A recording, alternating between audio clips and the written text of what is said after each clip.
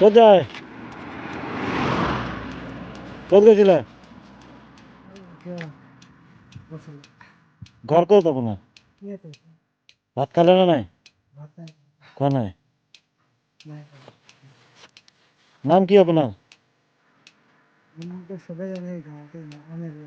অনিল বাবা আপনাৰ কাৰণে কিবা এটা আছে আপোনাৰ কাৰণে কিবা এটা দিম ৰ'ব এইটো লওক মোৰ ফালৰ পৰা পেন এটা আপোনাৰ কাৰণে লম পেন পিন্ধিব দেই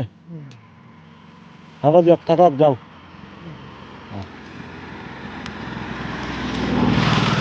ৰ'ব